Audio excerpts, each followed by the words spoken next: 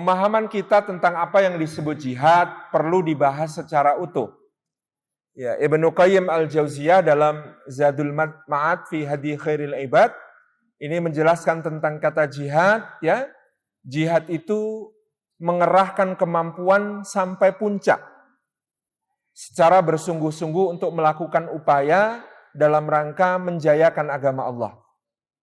Maka jihad itu terbagi menjadi 4 berdasarkan objeknya. Masing-masing nanti akan total dengan cabang-cabangnya ada 14 cabang jihad.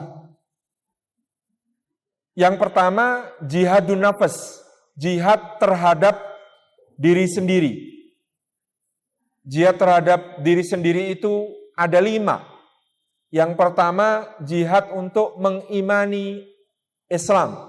2, jihad untuk mengilmui Islam.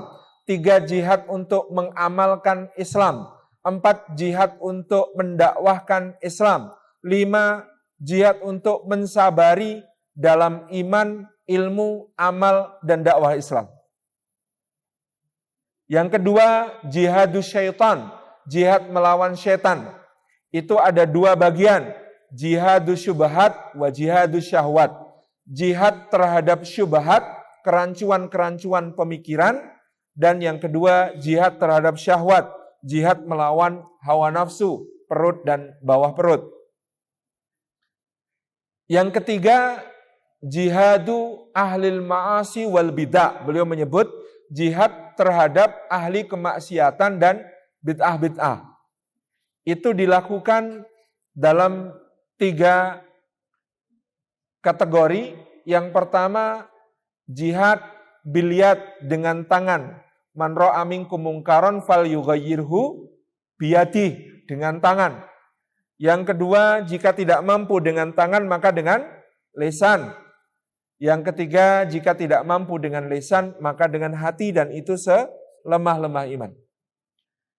Yang keempat jihadu ahlil kufri wasyirki, jihad melawan ahli kekufuran dan kesyirikan.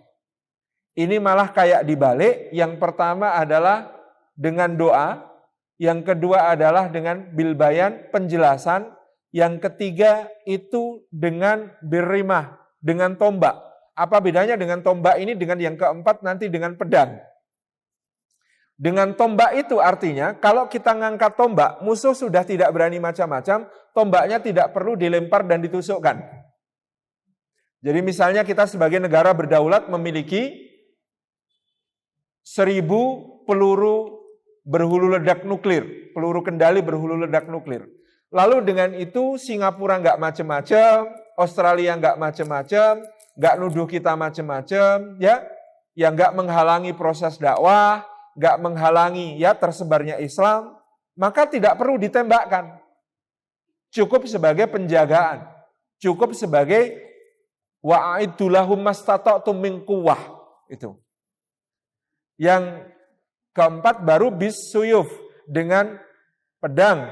Kalau tetap angel, ngeyel, ngajak duel karena nyakiti kaum muslimin, mengganggu dakwah, mengganggu kebenaran, itu baru yang menjadi puncak, yaitu jihadul qital atau jihad perang.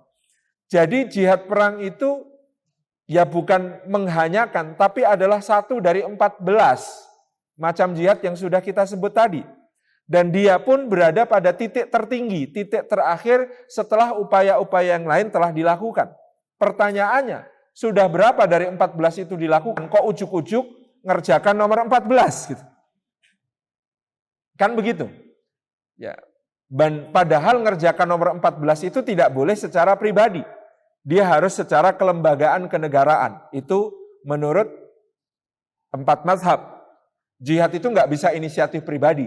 Jihad itu ditetapkan oleh ulil amri secara mempertimbangkan berbagai hal. Dan itu tidak bisa sembarangan. Kan gitu. Jadi ini ada 14 macam jihad. Mana yang sudah kita lakukan? Berapa banyak yang harus kita lakukan? Itu yang menjadi penting untuk kita prioritaskan. Demikian.